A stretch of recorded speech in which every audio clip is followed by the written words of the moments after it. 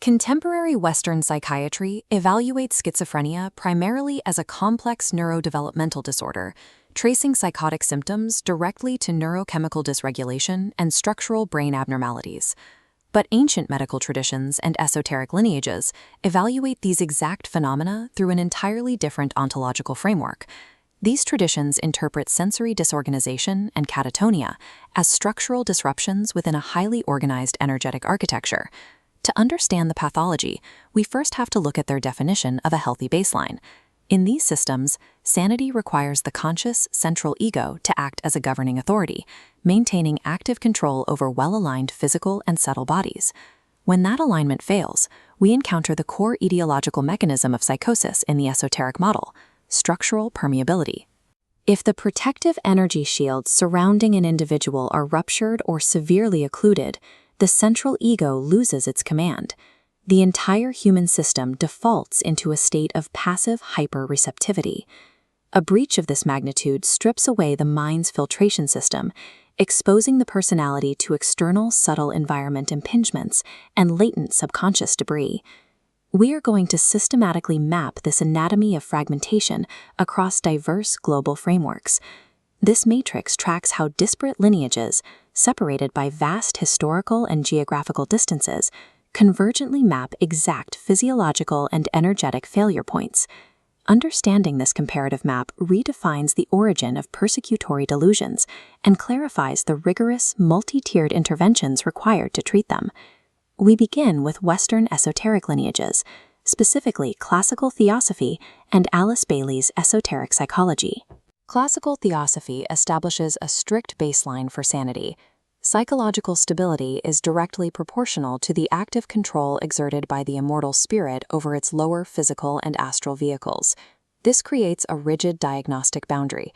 The adept maintains complete self-mastery and commands subtle forces. The psychotic individual suffers from an abnormal psychophysiological paralysis, where egoic volition completely abdicates.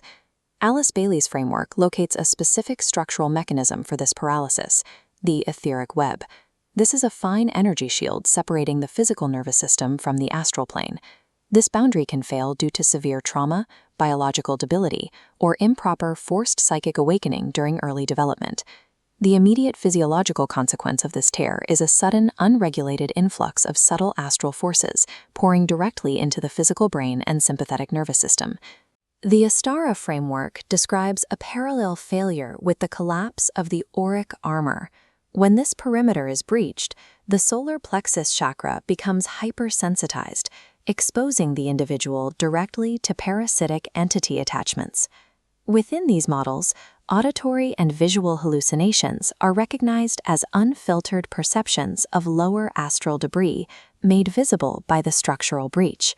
The physical brain is simply receiving raw external astral data that it lacks the structural ability to organize or interpret correctly. In Western esotericism, severe psychopathology is the direct clinical manifestation of an exposed, passive mind, completely overwhelmed by an unshielded energetic environment. Traditional Asian medical systems, including Ayurveda and traditional Chinese medicine, evaluate this loss of control through internal bioenergetic blockages. These systems present a fundamental anatomical divergence from Western models. They structurally locate the primary seat of consciousness in the cardiac region, not the brain. In Ayurvedic medicine, schizophrenic manifestations correspond to unmada. This comprehensive perversion of the mind is triggered when somatic humors, the doshas, are severely aggravated by emotional trauma or unwholesome inputs. Once aggravated, these doshas move upward from their physical sites and enter the hridaya, the heart. This upward surge targets a highly specific structural failure point, the manovāha srotas, the subtle channels responsible for carrying mental impulses. The aggravated doshas lodge directly in these mental channels, physically and energetically occluding them. With the channels blocked, consciousness becomes clouded. The mind is effectively severed from its ability to process incoming sensory reality. Traditional Chinese medicine identifies a nearly identical mechanism, diagnosing schizophrenic symptoms as phlegm misting the heart. Here, uncontained emotional excess generates internal turbid phlegm. When this phlegm ascends and physically clogs the heart orifice, the etheric soul, the hun, loses its residence. It wanders uncontrollably during wake, generating severe visual and auditory delusions.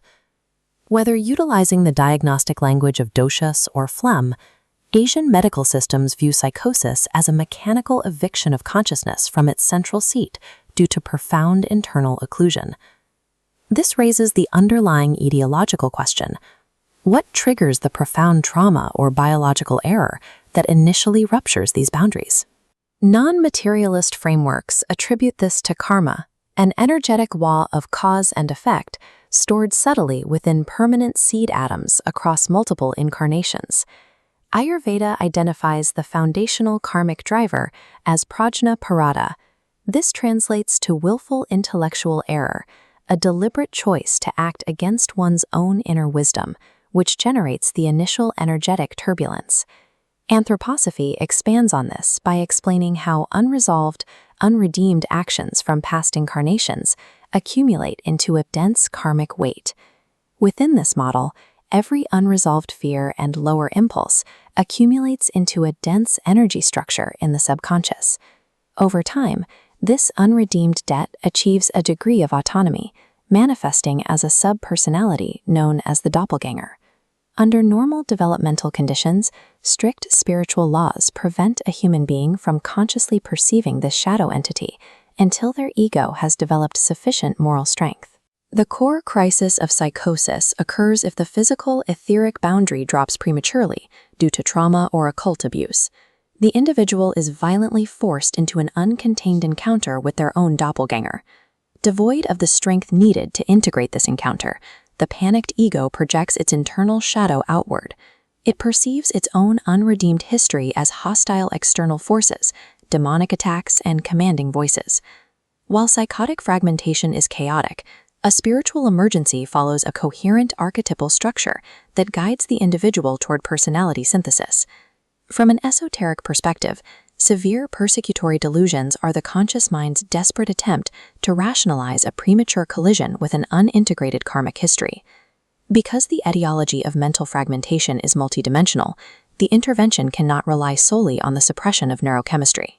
Recovery requires bio-purification, subtle energy sealing, ego strengthening, and karmic neutralization. The first pillar focuses on biological channel clearing, heavily emphasized in Ayurveda's Yukti Vyapashraya protocol. A mandatory preparatory step in this protocol involves administering increasing doses of medicated clarified butter, or ghee. The biological mechanism behind this ancient practice is highly specific. Ghee possesses lipophilic properties, allowing it to easily cross the blood-brain barrier. By crossing this barrier, the medicine physically nourishes brain tissues and softens deep-seated toxins lodged within the monovahas srotas, clearing the occlusion. The second pillar relies on energetic boundary sealing. Esoteric techniques deliberately redirect energy away from the hypersensitized solar plexus, moving it upward to the head centers. This upward mental polarization builds concrete cognitive focus, systematically repairing the etheric web and closing off passive astral permeability. The final pillars address karmic neutralization and ego strengthening. Across Sufism and transpersonal psychology, the focus is on supervised spiritual integration, rather than premature clinical suppression. Modern transpersonal psychologists mimic traditional spiritual guides by providing grounded holding environments. This allows the patient to process surging transpersonal material safely, without fragmenting. These esoteric frameworks do not reject modern neurobiology. They treat severe mental fragmentation as a systemic breach, requiring the simultaneous rigorous realignment of biology, subtle boundaries, and the immortal ego.